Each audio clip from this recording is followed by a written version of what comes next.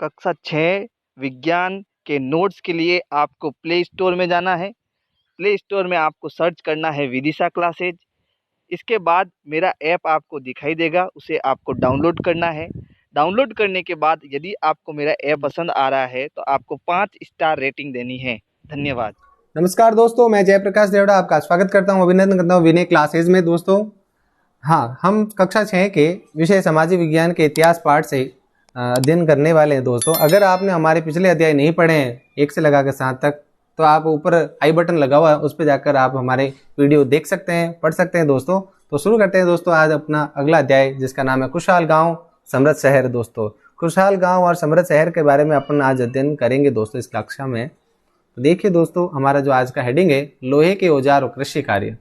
देखिए दोस्तों, लोहे के औजारों का हमने पिछले अध्याय में पढ़ा है कि लोहे की जब है ना हमें जानकारी होगी, मानव को जानकारी होगी, तो उसने कृषि में कैसे बदलाव किए, है ना, इसके बारे में हमने पिछले कक्षा में पढ़ रखा है। तो अब बात करते हैं। भारतीय उपमहाद्वीप में लोहे का प्रयोग लगभग 3000 साल पहले शुरू होने के प्रमाण हमें मिलते हैं। अर्थात हमारे इस भारतीय उपमहाद्वीप में 3000 साल पहले ही हमने ना लोहे का खोज कर लिया था। उसके बाद में हमें ये पता लगने लग गया कि लोहे से और कौन सी वस्तुएं बनाई जा सकती है ना। अब बात करते हैं महापाषाण काल में या महापाषाण में कब्रों से हमें लोहे के औजार और हथियार बड़ी संख्या में मिलते हैं। दोस्तों अपने पिछले अध्याय में पढ़े थे कि क्या बताती है हमारी किताबें और कब्रें। आपने देखा होगा उस अध्याय में हमने पाषाण काल की कुछ एक कब्र देखी थी, जिसमें पाषाणों को इस तरह से सजाया जाता था और पाषाणों के बीच में मृतक को ऐसे दफनाया जाता था। ये अपने पिछले अध्याय में पढ़ा था दोस्तों, है ना। तो उस समय जो मृतक व्यक्ति था, मरा हुआ व्यक्ति, उसके साथ में कुछ प्रिय वस्तुओं को उसके साथ में दफनाया जाता था, प्रिय वस्तुओं को, है ना। ये अपने पिछले कक्षा में पढ़ा था। और ये जो प्रिय वस्तुएं थी वो लोहे की होती थी दोस्तों, ये अपने पिछले कक्षा में पढ़ा। करीब 2500 साल पहले लोहे के औजारों के बढ़ते उपयोग के प्रमाण हमें मिलते हैं कि उस समय बहुत सारे जो हथियार, बहुत सारे औजार हमें प्राप्त होते हैं बड़ी संख्या में। इनमें जंगलों को साफ करने के लिए कुल्हाड़ियाँ और जुताई के लिए लोहे के फाल का इस्तेमाल भी किया जाता था। ये हमने पिछले कक्षा में पढ़ रखा है दोस्तों। अब बात करते हैं आगे। दोस्तों कृषि में उत्पादन बढ़ाने के लिए किए गए कदम। उससे पहले आपको ये चित्र नजर आ रहे होंगे, क्योंकि करीबन 2500 साल पहले जो लोहे के हथियार बनाए गए, जो औजार बनाए गए, उसमें से ये देख लीजिए, ये तो आपको नजर आ रहा हो कुल्हाड़ी का आगे वाला जो भाग है कुल्हाड़ी का, और ये हाशिए का, जो हाशिया जिससे है ना फसल को काटा जाता है, इसके भी प्रमाण हमें मिले। ये वस्तुएं मिली है दोस्तों खुदाई में। अब बात करते हैं वापस कृषि में उत्पादन बढ़ाने के लिए किए गए कदम, है ना। कैसे है ना कृषि को और ज्यादा बढ़ाया जाए, उत्पादन को बढ़ाया जाए, इसके लिए राजा महाराजाओं ने है ना कई सारे प्रयत्न किए, है ना। समृद्ध गांव के बिना राजा का बने रहना मुश्किल था, इसलिए राजा ने अपने किसानों के लिए, अपने देश के किसानों के लिए ऐसे औजारों का निर्माण करवाया, ऐसी कृषि पद्धति, ऐसी कृषि प्रणाली को लागू किया, जिससे क्या हुआ, कृषि में उत्पादन बढ़ा, है ना। तो राजा ने उस समय औजारों के ऐसे औजार बनाए कृषि में और रोपण कृषि की, जिस वजह से सिंचाई में महत्वपूर्ण साबित हुई। अर्थात कह सकते हैं कि पैदावार बढ़ा। जैसे उस समय सिंचाई के लिए नहरें बनाई राजाओं ने, कुएं बनाए, तालाब बनाए, कृत्रिम जलाशयों का भी निर्माण किया। कृत्रिम जलाशय का मतलब है तालाबों का निर्माण किया दोस्तों, है ना। अब बात करेंगे उस समय गांव में कौन कौन लोग रहते थे दोस्तों। गांव में उस समय बहुत सारे समुदाय के लोग रहते थे। इस उपमहाद्वीप के दक्षिणी और उत्तरी की बात करें, अर्थात उत्तर भारत और दक्षिण भारत, है ना, उस समय अधिकांश गांवों में किसान रहते थे दोस्तों, है ना। कम से कम 3 लोग रहते थे, 3 तरह के लोग रहते थे दोस्तों। तमिल क्षेत्र में बड़े भूस्वामियों के वेलेला, अर्थात तमिल क्षेत्र जो अपने दक्षिण भारत में जो तमिल अपन कह सकते हैं, जो तमिल भाषा बोलने वाले जो समूह, वो तमिल कह सकते हैं, तमिल क्षेत्र कहलाता है दोस्तों। वहाँ के जो भूस्वामी अर्थात जो जमींदार लोग होते थे उन्हें वेलेला कहते थे। क्या कहते थे? वेलेला। और जो साधारण किसान थे ना दोस्तों, उनको उनुवार कहते थे, जो पैदावार को बढ़ाने के लिए उस समय कार्य करते थे। और भूमिहीन मजदूर, जिनके पास कोई भूमि नहीं होती थी, वो भूमिहीन मजदूर थे, किसी दूसरे की जमीन पर जाकर कार्य करते थे, कृषि कार्य का। और फिर चौथा जो समूह था वो दास था। दास का मतलब गुलाम लोग इत्यादि लोग उस समय रहते थे गाँवों में। अब बात करेंगे दोस्तों आगे, भोजक कौन थे। भोजक का अर्थ हो सकता है दोस्तों कि एक तरह से एक कबीला है, एक गांव है, उसका जो प्रधान व्यक्ति होगा दोस्तों, उसे है ना भोजक कहेंगे, मुखिया व्यक्ति को भोजक कहते हैं। अर्थात उत्तरी हिस्से में देश के भारत के उत्तरी हिस्से में गांव का एक प्रधान व्यक्ति ग्राम भोजक कहलाता था, मुखिया। अक्सर एक ही परिवार के लोग इस भोजक पद पर पीढ़ी दर पीढ़ी विराजमान होते थे दोस्तों, है ना। एक के बाद एक, पिता के बाद उसका बेटा, उसके बाद उसका बेटा, ऐसे इस पद पर कार्य करते थे दोस्तों, है ना। ग्राम भोजक पद पर आमतौर पर बड़ा भूस्वामी ये पद संभालता था, जिसके पास बहुत सारी जमीन थी दोस्तों, वह ही इस पद पर है ना विराजमान होता था, इस पद पर कार्य करता था। साधारणतया इसकी जमीन पर दास व्यक्ति काम करते थे, भूमिहीन व्यक्ति या किसान काम करते थे। जिसके पास भूमि नहीं थी, जो दास थे, ये लोग है ना उस समय भोजक के यहाँ नौकरी करते थे, अर्थात उनके यहाँ काम करते थे। राजा भी इसी को है ना दोस्तों कर इकट्ठा करने का कार्य सौंपता था। अर्थात जो व्यक्ति कह सकते हैं जो भोजक होगा, जो व्यक्ति मुखिया होगा जमीन गांव का, है ना, जमींदार होगा, उस व्यक्ति को क्या करेगा राजा कि भाई तू ही मेरे राज्य से कर इकट्ठा करने का कार्य करेगा। कर का मतलब होता है टैक्स दोस्तों। टैक्स इकट्ठा करने का कार्य भोजक व्यक्ति उसमें किया करता था दोस्तों, है ना। प्यारे दोस्तों, आपको कितनी अच्छी जानकारी मिल रही है। आप हमारी वीडियो को लाइक करें, शेयर करें दोस्तों। अब बात करते हैं गृहपति की।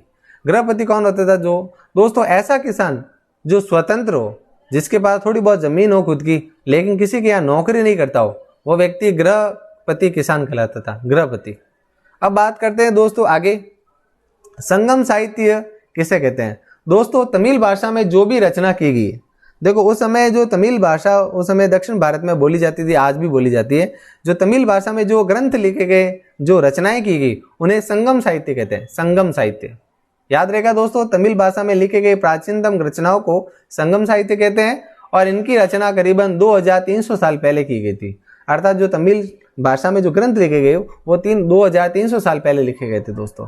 अब बात करेंगे नगर के बाद में, नगर में भी लोग नगर के बारे में क्या जानकारी हमें मिलती है, क्या कहती है कहानियां उस समय, यात्रा विवरण, अर्थात जो विदेशी यात्री या जो यहाँ घूमने आए थे उन लोगों का यात्रा वृतांत, जो यात्रा जो की उसके बारे में जानकारी।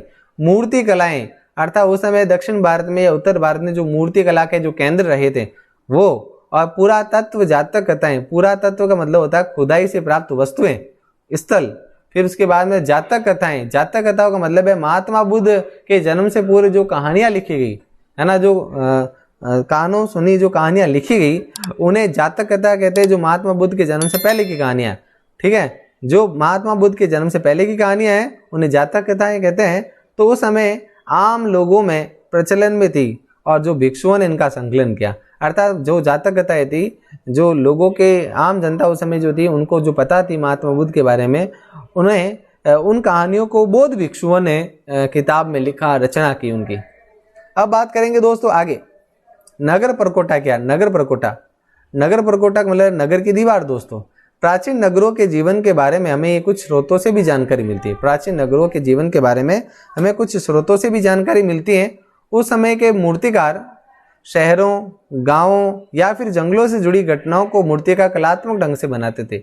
अर्थात जो मूर्तिकार थे उस समय, जैसे किसी नगर का प्रवेश द्वार बनाना है ना, तो इस प्रवेश द्वार पर ऐसी चित्रकारी करते थे, है ना, ऐसे चित्र लगवाते थे, लगता था कि मानो है ना सच में जंगल के कुछ जानवर है ना यहाँ इस चित्र में आ गए हो, ऐसे चित्र बनाते थे दोस्तों। प्रवेश द्वार हो, या नगर की कोई सार्वजनिक दीवार हो, या नगर की कोई सार्वजनिक कोई स्थल हो, वहां पर ऐसे मूर्तिकार ऐसे चित्र लगाते थे। जैसे बाघ का हो सकता है, व्याघ का हो सकता है, शेर का हो सकता है, हिरण का हो सकता है, पेड़ का हो सकता है, पशु पक्षी का होता है, ऐसे चित्र बनाते थे ऐसे नगर की दीवारों पर, ताकि वो चित्र सजीव नजर आता था। उस समय चित्रकार के जरिए ऐसे चित्र बनते थे, है ना। इन इमारतों की रेलिंग, खंभों, प्रवेश द्वारों को कलात्मक ढंग से बनाया जाता था दोस्तों। मूर्तिकार क्या करते थे, है ना, जो पत्थरों से जो मूर्तियां बनाते थे, है ना, बहुत ही कलात्मक ढंग से बनाते थे।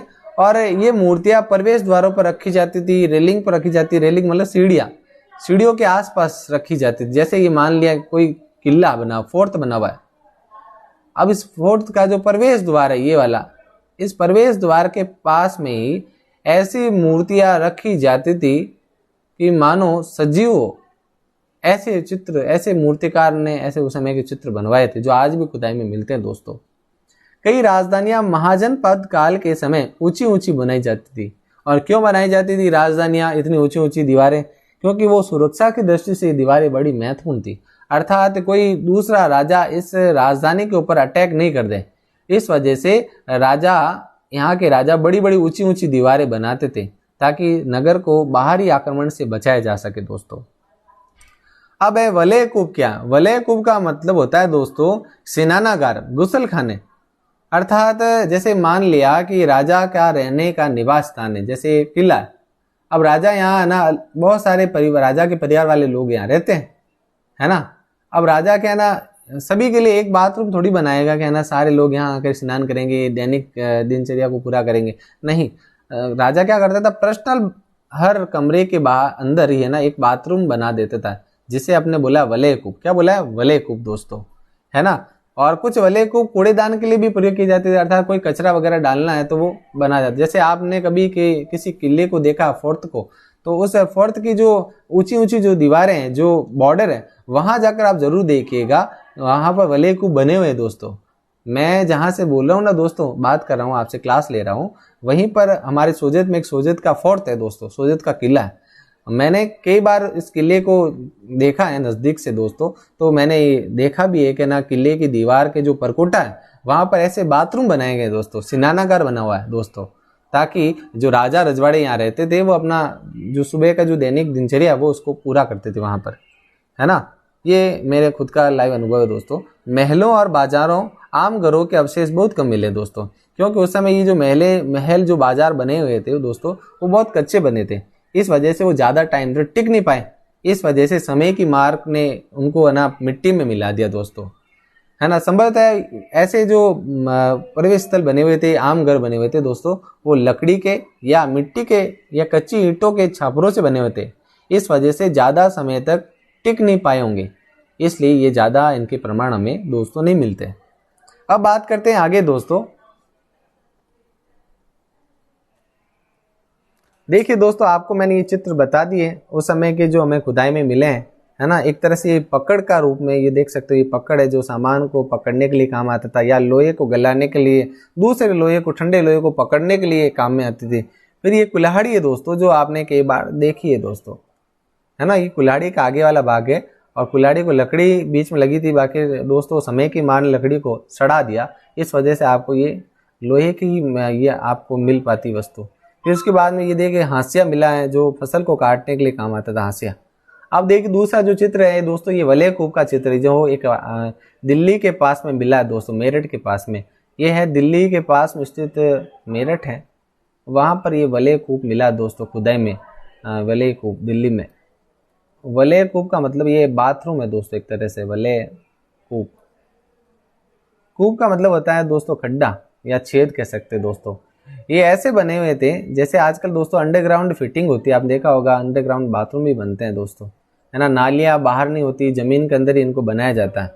उस समय ऐसे बनाए जाते थे। राजा भी है ना गंदगी को पसंद नहीं करते थे, है ना। अर्थात जंगलों में अगर बात करें तो जंगल में है ना फ्रेश होने नहीं जाते थे ये लोग। अपने ही है ना किले की दीवार थी परकोटा, उसी के पास में है ना ऐसे वलय कूप बनाते थे, ताकि राजा को है ना बाहर की मतलब बाहर अगर कहीं बाहर जाना ना पड़े, और अपने महल के अंदर ही वो ऐसे फ्री हो जाए, इसलिए वलय कूप का निर्माण किया गया था। ये दिल्ली में दोस्तों मिला है दोस्तों, और आप अधिकतर फोर्ट में देखते भी होंगे, लेकिन ये खुदाई में मिला दोस्तों, क्योंकि ये जो पहले जो किला बना हुआ था वो समय की मार को सहन नहीं कर पाया, इस वजह से ये इतना ही भाग हमें खुदाई में मिला है दोस्तों। अब बात करेंगे उस समय के जो चित्र मूर्तिकारों ने ऐसा चित्र भी बनाया, आप देख पा रहे होंगे कैसी चित्रकारी उस समय मूर्तिकारों ने उसके अंदर की है दोस्तों। आप देख पा रहे हैं ये सांची के स्तूप की आकृति, सांची का जो स्तूप है, सांची का स्तूप, वहां पर ये खुदाई में प्राप्त हुई है दोस्तों।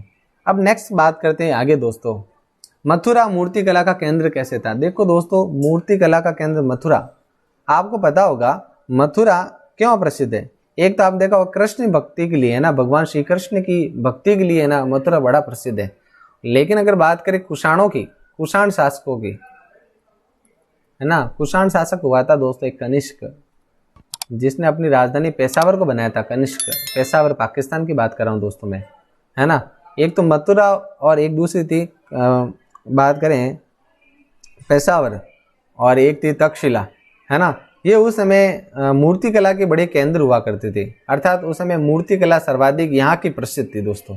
मथुरा 2500 साल पहले से ही एक महत्वपूर्ण नगर था दोस्तों, क्योंकि मथुरा से यातायात के दो मुख्य मार्ग इस रास्ते से होकर गुजरते थे दोस्तों। इनमें से एक रास्ता दोस्तों उत्तरी पश्चिमी दिशा से पूर्व की ओर, अर्थात अगर बात करें, एक तो ये उत्तर की ओर कह रहा है, दूसरा पश्चिम की ओर कह रहा है। आपको पता होगा उत्तर में हमारा हिमालय है, पश्चिम में हमारा थार का रेगिस्तान है, और ये उत्तर प्रदेश में आया हुआ दोस्तों, यूपी में आया हुआ मथुरा, है ना। तो ये क्या बोल रहा है यहाँ पर, एक रास्ता कहाँ जा रहा है दोस्तों, मध्य एशिया के तरफ जा रहा है ना, और दूसरा जो था वो दक्षिण की ओर जाता था। इस नगर के चारों ओर किलेबंदी की गई थी मथुरा के, ये मान लेते हैं मथुरा बनाया मैंने यहाँ पर। अब इस मथुरा के आसपास ऐसी दीवार बनाई गई जो सुरक्षा की दृष्टि से बनाई गई थी, सुरक्षा की दृष्टि से, है ना, क्योंकि ये नगर बहुत ही समृद्ध नगर था दोस्तों, क्योंकि इतने बड़े मूर्तिकार यहाँ काम करते थे, बहुत ही समृद्ध शहर था ये। इस वजह से मथुरा में मूर्ति कला का केंद्र बना उस समय। इसमें कई सारे मंदिर बने हुए थे, तो देखिए दोस्तों, इसमें कई सारे मंदिर बने हुए थे। मथुरा उस समय मूर्ति बनाने का प्रसिद्ध केंद्र था, प्रसिद्ध केंद्र। अब बात करेंगे यात्रियों का यात्रा विवरण, अर्थात प्राचीन समय में भारत की यात्रा पर कई यात्री आते थे। जैसे दोस्तों मैं आगे वाले पार्ट की बात करूं, जो मैं आपको कल पढ़ाने वाला हूं, उस पार्ट में मैं आपको हैंसांग, फाइयान, इसिंग वगैरह, सुलेमान वगैरह, इनकी भी बात करेंगे दोस्तों। ये चीनी यात्री थे और एक अरबी यात्री था जो सुलेमान था। ये दोस्तों ये भारत में आए भी थे, यात्रा इन्होंने क्या किया, व्यापारियों के साथ में भारत की यात्रा की थी, और कुछ समय तक ये भारत में रहे, और भारत की इन्होंने खूब जांच पड़ताल की कि भारत के राजा क्या करते हैं, जनता क्या करती है, कैसे शासन व्यवस्था राजा की, है ना। तो यात्रियों ने अपनी किताबों में ऐसा लिखा दोस्तों, है ना। तो प्राचीन शहरों के बारे में कहा गया कि यात्रियों द्वारा कि जो विवरण से पता चलता है कि उस समय ऐसी व्यवस्था थी, कैसे राजा शासन करते थे, ऐसे विवरण हमें यात्रियों के यात्रा वृत्तांत से मिलते हैं। अब बात करते हैं आगे दोस्तों, सिक्के क्या बताते हैं, सिक्के, कॉइन्स, है ना, जो आपको दिख रहे होंगे। मैंने दो चित्र बना रखे हैं यहाँ पर, सॉरी दो लगवा रखी है पिक मैंने यहाँ पर।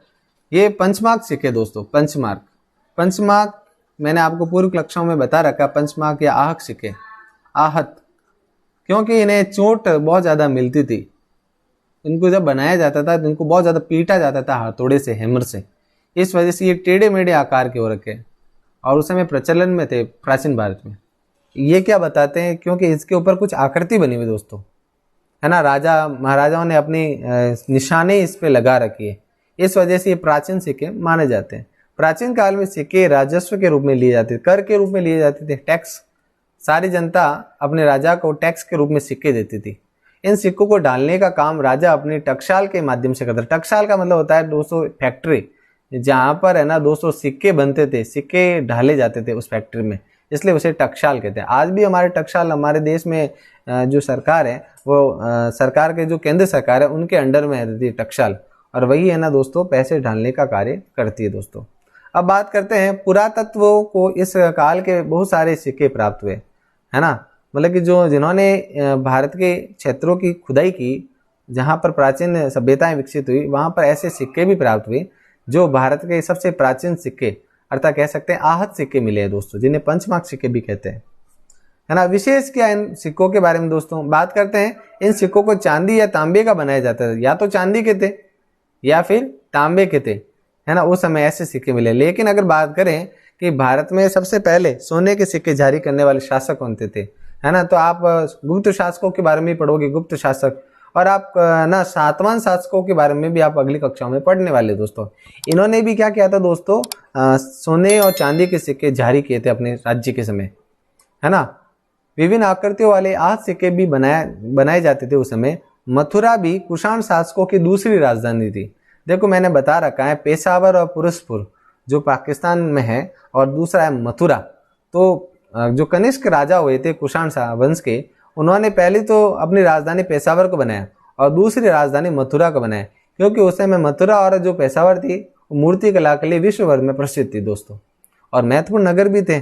तथा मथुरा एक धार्मिक केंद्र भी था, क्योंकि हिंदुओं की जो आस्था है ना मथुरा में ज्यादा, भगवान श्री कृष्ण के से जुड़ी हुई सारी जो बातें, सारी जो कथाएं वो मथुरा से मानी जाती है दोस्तों। उस समय मथुरा में बौद्ध विहार भी बनाए गए। बौद्ध विहार का मतलब है जो भगवान महात्मा बुद्ध के द्वारा एक धर्म भारत में चलाया गया, उस धर्म के जो लोग थे, भिक्षु थे, उन्होंने बौद्ध विहार बनाए। बौद्ध विहार मतलब पहाड़ों को तोड़कर ऐसे मंदिर बनाए गए, उन्हें दोस्तों क्या कहते हैं? बौद्ध विहार कहते हैं। और जैन मंदिर भी बनाए गए। महावीर स्वामी के बाद में जो भी जिन्होंने जैन धर्म को स्वीकार किया, उन लोगों ने जैन मंदिर बनवाए दोस्तों। और कृष्ण भक्ति का महत्वपूर्ण केंद्र भी था, आपने एक पूर्व क्लासों में पढ़ा भी है। अब बात करते हैं आगे, शिल्प और शिल्प कलाकार क्या है। शिल्प का मतलब होता है दोस्तों मूर्तिकार, है ना। अब बात करेंगे, पूरा स्थलों से शिल्प के नमूने मिले, है ना। इनमें मिट्टी के बहुत पतले और सुंदर बर्तन भी मिले, अर्थात उस समय मिट्टी के बर्तन आम लोगों के प्रचलन में थे।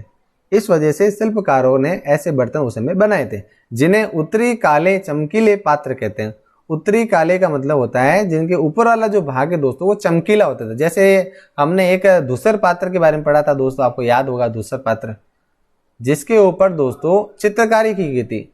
चित्रकारी ऐसे आपने वो चित्र देखा होगा, जो अगर पिछली कक्षा में आपने ध्यान से मेरी कक्षा को पढ़ा है तो दोस्तों ये पात्र दोस्तों आमतौर पर बड़े त्योहार के टाइम में यूज किया जाता था, और जो बड़ा भोजन होता था ना वो इसके माध्यम से परोसा जाता था, इसलिए इसे धूसर पात्र कहते हैं। क्या कहते हैं दोस्तों? धूसर पात्र। ऐसे बहुत सारे बर्तन मिले दोस्तों, ये मिट्टी के थे दोस्तों, जिन्हें उत्तरी काले चमकीले पात्र कहते हैं, जो उत्तरी भारत में मिले दोस्तों। अनेक शिल्पकार और व्यापारी अपने संघ बनाते थे। संघ का मतलब होता है दोस्तों संगठन। जितने भी जो उस समय के व्यापारी थे दोस्तों, वो क्या करते थे दोस्तों? संघ बनाते थे, जिन्हें श्रेणी कहते थे। श्रेणी, बहुत सारे व्यापारियों की एक अलग अलग कैटेगरी थी। कैटेगरी, श्रेणी का मतलब होगा कैटेगरी, है ना, आपको याद हो रहा होगा। अब बात करते हैं इन कैटेगरी का काम क्या था, है ना। ये व्यक्ति जो समूह में रहते थे, जो संघ बनाकर श्रेणीवार रहते थे, ये व्यक्ति क्या करते थे?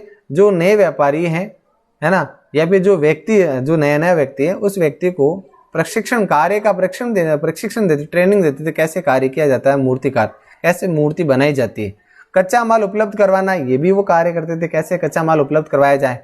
और तैयार माल का विवरण, यहाँ मैं जो कार्य प्रशिक्षण और कच्चा माल उपलब्ध करवाना और तैयार माल का वितरण करना, ये तीनों जो चीजें मैं बोल रहा हूं दोस्तों, वो शिल्पकार से संबंधित है, अर्थात मूर्ति बनाना उससे संबंधित है। मूर्ति कैसे बनाई जाए, सबसे पहले दोस्तों ट्रेनिंग दी जाएगी मूर्ति बनाने की, चाक पर कैसे मिट्टी को गोंदा जाता है, कैसे बनाया जाता है। फिर कच्चा माल, मिट्टी कहाँ से लेके आएंगे, ये जानकारी। फिर तैयार माल को कैसे बेचा जाए, जैसे मैंने मटका बनाया, तो ये मटका मैं कौन से बाजार में जाकर बेचूंगा और कितने पैसों में बेचूंगा, ये सारी जानकारी ये कैटेगरी अर्थात श्रेणी के लोग करते थे, है ना। अब है सूक्ष्म निरीक्षण। क्या? सूक्ष्म का मतलब होता है लघु या छोटा, है ना, और निरीक्षण का मतलब है देखना। कैसे करे? देखो, अरिकामेडु लगभग ये एक शहर था दोस्तों, लगभग 2200 से 1900 साल पहले अरिकामेडु एक बंदरगाह था। क्या था दोस्तों? बंदरगाह था। यहाँ दूर दूर से आए जहाजों से सामान उतारा जाता था। दक्षिण भारत की बात कर रहा हूं। यहाँ से ईंटों का बना एक ढांचा भी मिला है ना, जो संभवतया गोदाम रहता था। गोदाम का मतलब आपने देखा होगा, बहुत सारे दुकानों के अपने गोदाम होते हैं, जहाँ पर सामान को स्टॉक में रखा जाता है ना। तो उस समय ये जो अरिकामेडु है, वो समय बंदरगाह के पास में एक गोदाम भी था, जहाँ पर एक ईंटों का बना हुआ गोदाम था, जो संभवतः गोदाम के रूप में लोग यहाँ पर अपने सामान को रखते थे। यहाँ से अरेटाइन जैसी, अरेटाइन का मतलब होता है दोस्तों एक मुहर, लाल चमकदार बर्तन भी मिला है, जो संभवतः अपन कह सकते हैं इटली का एक शहर के नाम पर एक पात्र का नाम रखा है, अर्थात इटली का एक शहर था अरेटाइन, उसी के नाम पर एक मिट्टी का बर्तन का नाम अरेटाइन रखा, अरेटाइन या एरेटाइन नाम रखा है दोस्तों, है ना दोस्तों। तो आपको ये जानकारी मिल रही होगी दोस्तों। देखिए दोस्तों, अपन वापिस अगर बात करें, अपने हड़प्पा सभ्यता के बारे में पढ़ा था, सिंधु घाटी सभ्यता। वहां पर जो अपन को जो अपन कह सकते हैं जो नाली व्यवस्था हमने पढ़ी थी, लकड़ी की नालियां बनाई गई थी शहर में, है ना। और अगर बात करें अपन इस काल की, जो अपन अध्याय कर रहे हैं, उसमें भी देखो दोस्तों वलय कूप मिले, है ना, वो कैसे एक दूसरे से भिन्न थे। देखो दोस्तों, बात करें कि हड़प्पा में जो अपन को नाली व्यवस्था मिली है, वो बंद मिली है, अर्थात नालियों को बंद किया जाता था, नालियों को पत्थरों से, लकड़ी से बंद किया जाता था। लेकिन दिल्ली में जो मिला ये वलय कूप है ना दोस्तों, वो जमीन के नीचे मिला हमें, जमीन के नीचे। मतलब ऊपर वाले लोगों को पता ही नहीं लगता था कि नीचे क्या है दोस्तों, टॉयलेट है एक तरह से, ऐसे बनाया गया था। अब बात करते हैं एक चित्र की। देखिए दोस्तों कैसे है ना भगवान बुद्ध के संबंधित ऐसा चित्र बनाया हुआ है। देखिए कैसे है ना व्यक्ति को यहाँ सोई हुई मुद्रा में दिखाया गया है ना। और जरों का दर्शन कैसे हो रहा है ये भी आप इस मूर्ति में देख पा रहे हैं। जरों का दर्शन मतलब खिड़की के ऊपर, खिड़की के पास में खड़े होकर दर्शन देना, जरों का दर्शन कहलाएगा दोस्तों। और देखिए ना राजा को कैसे है ना एक बैलगाड़ी लेके जा रही है नगर भ्रमण के लिए। नगर भ्रमण का ये दृश्य आपके सामने नजर आ रहा होगा, नगर भ्रमण है ना दोस्तों। और ऊपर वाला देख लीजिए, ये जो जरों का दर्शन कह सकते हैं, जरोखा दर्शन, खिड़की में लोग खड़े हैं, या फिर ये जो लोग हैं वो राजा या राजा का परिवार भी हो सकता है, जरों का दर्शन। लेकिन अधिकतर जो जरों का दर्शन राजा और उनकी पत्नी ही देती थी। अब बात करते हैं आगे। देखिए राजा के सम्मान में लोग खड़े हैं और कुछ देवी देवताओं की यहाँ मुद्रा आपको समझ में आ रही होगी दोस्तों। अब आगे है हमारे सामने एक रोम जो साम्राज्य था, रोम, इटली में रोम जो साम्राज्य था उसके बारे में हमारे सामने एक्वाड नाम की एक तस्वीर हमारे सामने लगी हुई, उसके बारे में अध्ययन करते हैं। यूरोप का एक शहर है दोस्तों ये पुराना, जो उस समय सबसे प्रसिद्ध रहा था। बात करते हैं इसके बारे में। रोम को ढूंढो इसमें, ये रोम का एक शहर ही है दोस्तों। यह यूरोप के सबसे पुराने शहरों में से एक है। इसका विकास लगभग तभी हुआ जब गंगा के मैदानों के शहर बस रहे थे। हमने पढ़ा था गंगा नदी के बारे में, जो करीबन 2300 साल पहले गंगा नदी के आसपास जो शहर बसे है ना, उस समय रोम में भी एक शहर बसा था। रोम का ये बहुत बड़े साम्राज्य की राजधानी भी रहा था ये शहर। यह यूरोप, उत्तरी अफ्रीका, पश्चिमी एशिया तक फैला एक साम्राज्य था रोम का। इसके सबसे महत्वपूर्ण शासकों में से एक ऑगस्टस था। क्या नाम था दोस्तों? ऑगस्टस ने करीब 2000 साल पहले शासन किया था। इतना टाइम पहले, हमारे भारत का ही समकालीन था ये भी। उसने कहा था कि रोम ईंटों का शहर है। क्या है दोस्तों? ईंटों का। आप देख पा रहे हैं ये पत्थर नहीं है दोस्तों, ये सारी ईंटें लगी हुई है, एक के बाद एक ईंटें लगी हुई है। और उस समय कोई सीमेंट नहीं होती थी, कंक्रीट नहीं होती थी। उस समय मिट्टी की गाद से है ना दोस्तों दीवारें बनी जाती थी, मिट्टी की गाद से। मिट्टी की गाद का मतलब है मिट्टी को गीला करके, जैसे मिट्टी है इसको गीला करके पानी के साथ में, और ईंटें इसके साथ में नीचे ऐसे लगा दी जाती थी, और ऊपर मिट्टी का ये लेप या गाद लगा दिया था, और उसके ऊपर वापस ईंटें लगा दी जाती थी। ऐसी दीवारें, ऐसे शहर बसे हुए थे। इसलिए यहाँ कहते हैं कि ये जो यूरोप का जो साम्राज्य था है ना, रोम का साम्राज्य, वहाँ ये ऑगस्टस जो शहर है दोस्तों, वो शहर ईंटों का बना हुआ था, जिसे मैंने संगमरमर का बनवाया। अर्थात ये जो ऑगस्टस नाम का जो राजा हुआ उस समय का, उसने कहा कि मैंने जो ईंटों का शहर मैंने नाम बताया, ये उस समय संगमरमर का मैंने बनाया। संगमरमर का मतलब होता है ये जो पत्थर होता है संगमरमर, जो व्हाइट कलर का जो मार्बल होता है दोस्तों, जो आपने देखा होगा ताजमहल जो बना हुआ है ना दोस्तों हमारे इंडिया में, आगरा का जो ताजमहल है ना दोस्तों, ताजमहल भी दोस्तों संगमरमर से बना हुआ है, सफेद पत्थर से बना हुआ है ना। तो ये ऑगस्टस कहता है कि मैंने मेरे इस राज्य को, इस शहर को ईंटों से बनाया, उसके बाद में मैंने संगमरमर से बनाया। ऑगस्टस और उसके बाद के शासकों ने कई मंदिर और महल भी बनवाए। ऑगस्टस ने बड़े बड़े रंगमंडल बनवाए, इनमें चारों तरफ दर्शकों के बैठने की सीढ़ी नुमा जगह बनाई, अर्थात कह सकते हैं स्टेडियम बनाया उन्होंने, जहाँ कोई भी बीच में कोई भी अगर मान लो कोई मनोरंजन का कोई कार्य चल रहा है और इसकी गोलाई में इसने ऐसी सीढ़ियाँ बनाई ताकि सारे लोग बैठकर इस दृश्य का आनंद ले सके दर्शक के रूप में, है ना दोस्तों। यहाँ लोग विभिन्न प्रकार के कार्यक्रम देख सकते थे। उन्होंने स्नानागार भी बनवाया जहाँ स्त्रियों को और पुरुषों के लिए अलग अलग समय निर्धारित थे, अर्थात ऐसे सार्वजनिक बनाए, लेकिन पुरुषों के लिए और स्त्रियों के लिए समय निश्चित कर दिया कि आपको ना इस समय आपको जाना है, इस समय आपको जाना है ना। मान लेते हैं सुबह का जो प्रातः का जो समय है वो पुरुषों के लिए डिसाइड कर लिया और दोपहर का समय स्त्रियों के लिए डिसाइड किया।